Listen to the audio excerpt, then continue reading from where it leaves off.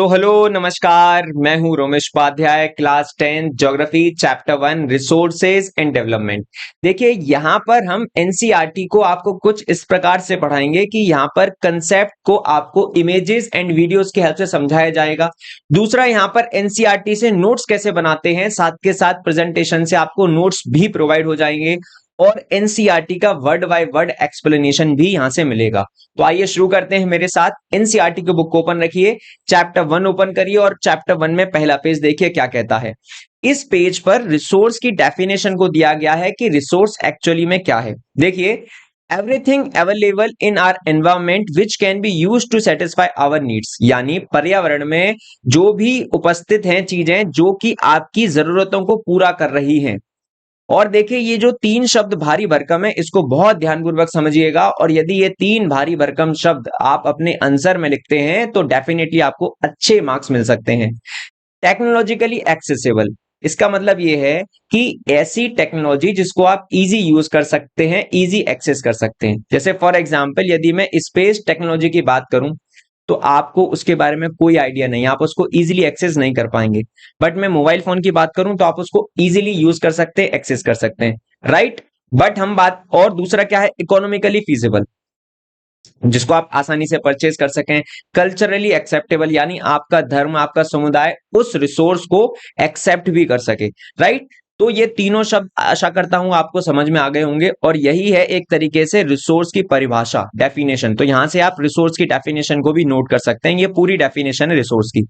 Next, यहां पर interdependent relationship की बात चल रही है, ह्यूमन बींग्स और नेचर, टेक्नोलॉजी और इंस्टीट्यूशंस। तो ध्यानपूर्वक देखिएगा, the process of transformation of things available in our environment involves an interdependent relationship। देखिए, जब भी आप ट्रांसफॉर्म करते हैं जो भी पर्यावरण में उपस्थित है उसको रिसोर्स में कन्वर्ट करने के लिए, तो एक तरीके से इंटरडिपेंडेंट रिलेशनशिप होती है, जो कि आप इस फिगर में देख पा रहे हैं कि ह्यूमन बीइंग, राइट, किससे इंटरेक्ट कर रहा है, नेचर से, टेक्नोलॉजी से और इंस्टीट्यूशन से। तो देखिए, अब human beings interact with nature, nature से इंटरेक्ट करके टेक्नोलॉजी के माध्यम से ह्यूमन बींग्स क्या कर रहे हैं, इंस्टीट्यूशंस को बना रहे हैं और इन इंस्टीट्यूशन के माध्यम से अपने देश के अंदर, शहर के अंदर क्या कर रहे हैं, विकास कर रहे हैं, इकोनॉमिक डेवलपमेंट कर रहे हैं, राइट। तो एक दूसरे के साथ इंटरेक्शन हो रहा है और इंटरडिपेंडेंट रिलेशनशिप हो रही है, यानी नेचर से टेक्नोलॉजी बनी और टेक्नोलॉजी से इंस्टीट्यूशंस बने और इंस्टीट्यूशन से क्या हुआ, डेवलपमेंट हुआ, विकास हुआ, राइट। चलिए, साथ के साथ मेरे साथ एनसीईआरटी पर देखते रहिएगा लाइन बाय लाइन। नेक्स्ट है, do you think resources are free gift of nature. देखिए, रिसोर्सेज नेचर का फ्री गिफ्ट नहीं है। कारण क्या है कि resources are a function of human activities. Resources क्या है, ह्यूमन एक्टिविटीज का एक फंक्शन है। Human being themselves are essential component of resources. Human being खुद एसेंशियल कंपोनेंट है रिसोर्सेज के। They transform material. अब देखिए, ह्यूमन बीइंग क्या करेंगे कि जो पर्यावरण में मटेरियल है, जैसे फॉर एग्जांपल जंगल के अंदर लकड़ियां मिलती हैं तो उसे टेबल बना लेते हैं, आप बेड बना लेते हैं। तो जो भी एनवायरमेंट में मटेरियल है उसको ट्रांसफॉर्म करके रिसोर्सेज में कन्वर्ट कर लेंगे और अपनी सुविधा अनुसार उसको यूज करेंगे, राइट। अब यहां पर रिसोर्सेज को क्लासिफाई किया गया है अलग अलग वेज में। तो देखिए, ये चार्ट बहुत इंपॉर्टेंट है, आपकी एनसीईआरटी में भी गिवन है। रिसोर्सेज, अब रिसोर्सेज को दो पार्ट्स में डिवाइड किया, नेचुरल एंड ह्यूमन। नेचुरल मतलब प्राकृतिक और ह्यूमन जो इंसानों ने बनाया है, जैसे hospitals, schools, right, roads, infrastructure, ये सारी चीजें। नेचुरल में दो प्रकार से डिवाइड कर दिया, again renewable and non renewable. Renewable का मतलब ऐसी एनर्जी जिसको आप बार बार यूज कर सकते हैं, जो खत्म नहीं होगी, जैसे सन, विंड एनर्जी। और नॉन रिन्यूएबल में आ जाएगा आपका पेट्रोल, डीजल, राइट, जिसको आप दोबारा यूज नहीं कर सकते हैं। तो रिन्यूएबल में इन्होंने दो पार्ट में डिवाइड कर लिया, कॉन्टिन्यूअस और फ्लो, एग्जाम्पल विंड वाटर। और बायोलॉजिकल, बायोलॉजिकल में अगेन दो पार्ट्स, नेचुरल वेजिटेशन जिसमें जंगल आते हैं और वाइल्ड लाइफ। अब नॉन रिन्यूएबल की बात करें तो नॉन रिन्यूएबल रिसोर्सेज को हमने दो पार्ट्स में फिर से डिवाइड किया, रिसाइकेबल एंड नॉन रिसाइकेबल। जिसको रिसाइकल कर सकते हैं दोबारा, मतलब यूज करने के बाद अपनी सुविधा अनुसार उसको दोबारा रिसाइकल कर सकते हैं। और नॉन रिसाइकेबल का मतलब फॉसिल फ्यूल, जैसे पेट्रोल आपने गाड़ी में डाला लिया, खर्च कर लिया, फिर दोबारा आप वो वापस नहीं आने वाला है। ह्यूमन में स्ट्रक्चर और इंस्टीट्यूशंस और क्वांटिटी एंड क्वालिटी को अभी फर्दर चैप्टर में डिस्कस करेंगे। नेक्स्ट देखिए, अब यहां पर बेसिस ऑफ ओरिजिन के यदि हम बात करें तो रिसोर्सेज को दो पार्ट्स में डिवाइड कर दिया, बायोटिक एंड अबायोटिक। इसी प्रकार से अलग अलग बेसिस पर रिसोर्सेज को डिवाइड किया है। तो सबसे पहले हम बायोटिक एंड अबायोटिक रिसोर्सेज को देखने वाले हैं, और याद रखिएगा ये बोला जाता है on the basis of origin, right. तो देखिए सबसे पहले बायोटिक रिसोर्स क्या है। बायोटिक शब्द समझ लीजिएगा, बायो मतलब क्या होता है, लिविंग, राइट, लिविंग। तो यहां पर किसकी बात होगी, ऐसी चीजों की बात होगी जिसके अंदर जान है, लिविंग है। They are obtain from biosphere and have life such as human beings, flora, fauna, fisheries, livestocks, right. जैसे यहां पर आप देख सकते हैं ये फंगस, प्लांट्स, एनिमल्स, बैक्टीरिया, ये सब क्या है, एक तरीके से लिविंग बींग्स हैं, राइट, जान है इनके अंदर, जीवित हैं ये। अबायोटिक की बात करें, एक तरीके से ऐसे रिसोर्स जो कि नॉन लिविंग थिंग्स हैं, राइट, जैसे एयर, रॉक, मिनरल्स, ये सब क्या हैं आपके abiotic resources. Soil, light, water, ये सब हैं आपके अबायोटिक रिसोर्सेज। नेक्स्ट है आपका एग्जॉस्टिबिलिटी के बेसिस पर रिसोर्सेज। तो सबसे पहले है रिन्यूएबल। तो रिन्यूएबल रिसोर्स क्या होते हैं, वो रिसोर्स होते हैं जिसको आप रिन्यू, रिप्रोड्यूस कर सकते हैं बाय दी फिजिकल, केमिकल और मैकेनिकल प्रोसेस से, राइट।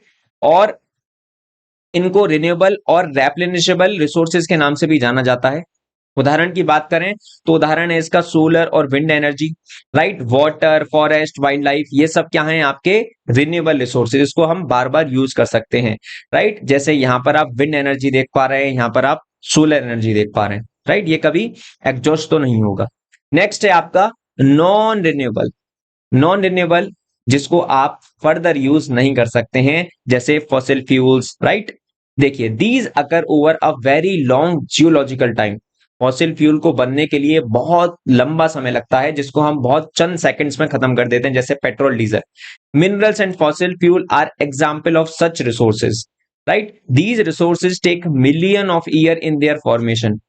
1 मिलियन में होते हैं 10 लाख। आप सोचिए लाखों साल लगते हैं ये मिनरल्स की फॉर्मेशन के लिए। और हम क्या करते हैं कि सड़क पर, इवन घर के पास भी जाना है तो बाइसिकल का यूज नहीं करेंगे, किसका यूज करेंगे, बाइक का, स्कूटी का, राइट। हमेशा हमें रिसोर्सेज को सस्टेनेबल फॉर्म में यूज करना चाहिए, राइट। ऐसा यूज करना चाहिए कि जो आने वाली जनरेशन है वो भी एक तरीके से अच्छी तरीके से यूज कर पाए रिसोर्सेज का, राइट। और रिसोर्सेज को बहुत इकोनॉमिकली यूज करिए, और साथ के साथ ये भी करिए, ध्यान रखिए कि जो आप रिसोर्स यूज कर रहे हैं उससे पर्यावरण तो दूषित नहीं हो रहा है।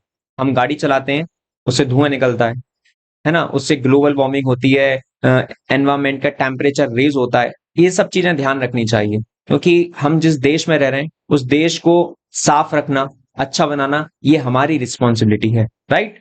देखिए अब यहां पर मेंशन है some of the resources like metals and recyclable and some like fossil fuels can not be recycled and get exhausted with their use. ये हमने चर्चा कर ली। जैसे यहां पर देखिए ये पेट्रोलियम को निकाला जा रहा है, यहां पर ये आपके कोल के द्वारा इलेक्ट्रिसिटी बनाई जा रही है, राइट। देखिए अब है आपका नेक्स्ट इंडिविजुअल रिसोर्सेज। तो इंडिविजुअल रिसोर्सेज की चर्चा कर लेते हैं। अब देखिए यहां पर एक बार यहां पर आते हैं, इंडिविजुअल रिसोर्सेज किस पर आएगा, ओनरशिप के बेसिस पर, इंडिविजुअल, कम्युनिटी, नेशनल। तो अब ओनरशिप के बेसिस पर सबसे पहले आता है आपका individual. These are also own privately by individuals, जो आप खुद से परचेज कर सकते हैं। जैसे कि आपका घर हो गया, आपकी लैंड प्रॉपर्टी हो गई। जैसे बहुत सारे फार्मर क्या करते हैं, लैंड होती है फार्मर के पास जिस पर अपनी खेती करते हैं, राइट। In villages there are people with land ownership but there are many who are landless. गांव में बहुत प्रकार के लोग ऐसे होते हैं जिनके पास बिल्कुल भी जमीन नहीं है, और कुछ लोग ऐसे हैं जिनके पास बहुत सारी जमीन है। अर्बन पीपल ओन प्लॉट्स, आप शहरों में अपना प्लॉट खरीदते हैं, घर बनाते हैं और अदर प्रॉपर्टीज को परचेज करते हैं। उसी प्रकार से plantation, pasture land, ponds, water in wells are some of the example of resource ownership by individual. जैसे आप फॉर एग्जाम्पल आपने ट्यूबवेल बनाया, राइट, अपनी फसल को कल्टीवेट करने के लिए, उगाने के लिए। तो ये सारी चीजें आपकी क्या कहलाएंगी, इंडिविजुअल, जो आपने खुद से परचेज किया है। नेक्स्ट है कम्युनिटी, जिस पर कम्युनिटी का, समुदाय का अधिकार है पूरा। जैसे यहां पर बात होगी, देखिए village commons, grazing grounds, burial grounds, village ponds, public parks. आप अपने घर के आसपास पार्क में जाते होंगे, है ना। तो वो क्या है, कम्युनिटी ओन रिसोर्स है। एक पर्टिकुलर आदमी का अधिकार नहीं है उस पर, किसी भी वर्ग का, किसी भी जाति का, किसी भी धर्म का आदमी आकर उसमें बैठ सकता है। वो एक कम्युनिटी रिसोर्स है, right. Play ground in urban areas, ये सारे क्या हैं, कम्युनिटी ओन, जिस पर सभी लोगों का अधिकार है, उस कम्युनिटी का अधिकार है। नेक्स्ट आता है नेशनल रिसोर्स। नेशनल रिसोर्स क्या होगा, नेशनल रिसोर्स वो होगा जिस पर पूरे राष्ट्र का, पूरे देश का अधिकार होगा। जैसे कि technically all the resources belong to the nation. Basically यदि हम बात करें, या टेक्निकली यदि हम बात करें, तो सारे रिसोर्सेज नेशन को ही बिलोंग होते हैं। The country has legal power to acquire even private property for public good. और देखिए, गवर्नमेंट के पास ये भी शक्तियां होती हैं कि वो प्राइवेट प्रॉपर्टी को भी परचेज कर सकती है, किसके लिए, पब्लिक गुड के लिए। जैसे कि आप पढ़ेंगे आगे लैंड रिफॉर्म्स की यदि हम बात करें, तो जब लैंड रिफॉर्म्स हुए तो जिनके पास बहुत ज्यादा प्रॉपर्टी थी, राइट, उनसे छीन कर हमने लैंडलेस लोगों को दी, जिनके पास जमीन नहीं थी। और उसी चक्कर में हुआ क्या कि लैंड रिफॉर्म्स की वजह से ही क्या हुआ, फंडामेंटल राइट जो था आपका, राइट टू प्रॉपर्टी, उसको वहां से हटा दिया गया, राइट। तो सरकारें चाहें तो आपकी प्रॉपर्टी को भी पब्लिक गुड के लिए क्या कर सकती हैं, परचेज कर सकती हैं। You might have seen roads, canals, railways, ये आपको रोड्स देखने को मिल रही हैं, यहाँ पर रेलवे, ये सब क्या है, नेशनल रिसोर्स है, इस पर पूरे देश के नागरिकों का अधिकार है, राइट। और देखिए, urban development authorities and get power by the government to acquire land, all the minerals, water resource, forest, wildlife, land within the political boundaries. But आपकी देश की सीमाओं के अंदर जो भी रिसोर्सेज हैं, वो सारी रिसोर्सेज किस प्रकार की होंगी, वो सारी रिसोर्सेज होंगी आपकी नेशनल रिसोर्सेज, राइट। उसके बाद देखिए यहां पर, एंड ओशियन, अगर ओशियन के एरिया की बात करें तो अप टू 12 नॉटिकल माइल यानी 22.2 kilometre from the coast term as territorial water and resources therein belong to the nation. यानी आपकी देश की सीमा के 22.2 किलोमीटर तक का एरिया जो भी है ओशियन के अंदर, वो सब, उसके अंदर जो भी रिसोर्सेज हैं वो आपका देश है ना, की रिसोर्सेज हैं, या फिर ऐसा बोल सकते हैं वो रिसोर्सेज आपके देश को बिलोंग करेंगी। नेक्स्ट है आपका इंटरनेशनल रिसोर्स, जिस पर दुनिया का अधिकार है, सिर्फ ना किसी देश का, ना किसी इंसान का, इस पर पूरी दुनिया का अधिकार है। जैसे there are international institution which regulate some resources, ऐसे बहुत सारे इंटरनेशनल इंस्टीट्यूशन हैं जो कि रिसोर्सेज को रेगुलेट करते हैं। For example the oceanic resources beyond 200 nautical mile of the exclusive economic zone. अब देखिए, एक बेसिक इंफॉर्मेशन दे देता हूं आपको। यदि हम बात करें तो 200 नॉटिकल माइल का मतलब है 370.4 किलोमीटर।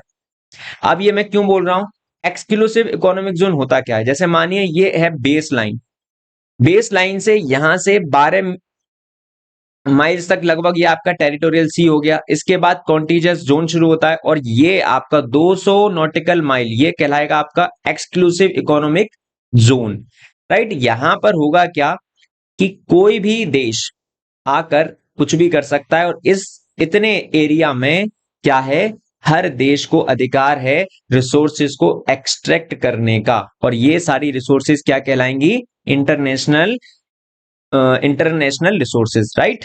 चलिए यहां पर देखिए, मैं आपको एक फिगर से समझाने की कोशिश करता हूं। ये है आपका प्यारा और सुंदर भारत। तो यहां पर मानिए ये जो इंडिया की कोस्टल बाउंड्रीज हैं, इससे यदि हम 22.2 किलोमीटर तक जाएं तो ये सब रिसोर्सेज किसको बिलोंग कर रही थी, नेशन को। ओशियंस की यदि हम बात करें या सीज की बात करें, राइट। बट इससे ज्यादा आगे चले गए तो वो आपकी हो जाएंगी international resources, right, international resources, जिस पर पूरी दुनिया का अधिकार हो जाएगा।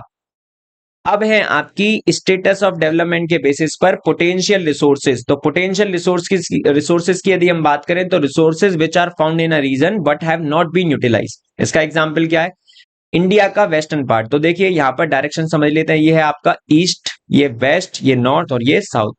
तो वेस्टर्न पार्ट इंडिया का क्या है, यानी यहां पर आपको राजस्थान और गुजरात देखने को मिलेंगे। तो राजस्थान और गुजरात में इनॉर्मस पोटेंशियल है, बहुत ज्यादा पोटेंशियल है कि वहां पर आप विंड एंड सोलर एनर्जी से बहुत अच्छा काम कर सकते हैं। बट अभी हमने पूरी तरीके से प्रॉपरली ये रिसोर्सेज को यूज नहीं किया है, राइट। तो ये क्या है, पोटेंशियल रिसोर्स, यानी एक्चुअल में पोटेंशियल तो है गुजरात और राजस्थान में, बट हम उनको यूज ढंग से नहीं कर पा रहे। नेक्स्ट है आपका डेवलप्ड रिसोर्स। तो resources which are survey and their quality and quantity have been determined for utilization. तो यहां पर हमें किसी भी रिसोर्स की क्वालिटी और क्वांटिटी को डिटरमाइन करना पड़ेगा अपनी यूटिलाइजेशन के अनुसार। The development of resources depends on the technology and level of their feasibility, यानी यहां पर जो भी रिसोर्सेज का डेवलपमेंट हो रहा है वो डिपेंड कर रहा है कि टेक्नोलॉजी के बेसिस पर और फीजिबिलिटी के बेसिस पर, राइट। नेक्स्ट है आपका स्टॉक।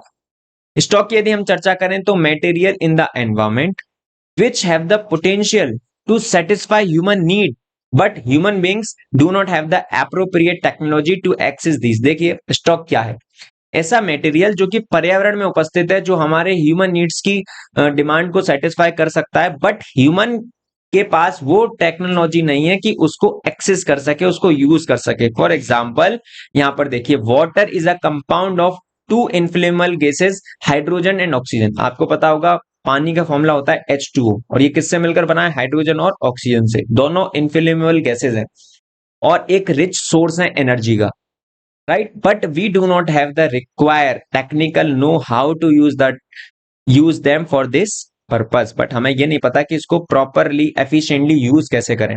तो ये क्या होगा आपका एक तरीके से स्टॉक। लास्ट है आपका रिजर्व। तो रिजर्व की यदि हम चर्चा करें तो रिजर्व में देखिए, reserve are the subset of the stock which can be put into use with the help of existing technical know-how but their use has not been started। reserves का हमने आज तक ढंग से प्रॉपर यूज नहीं किया है। एग्जाम्पल देख लीजिए आप, डैम्स।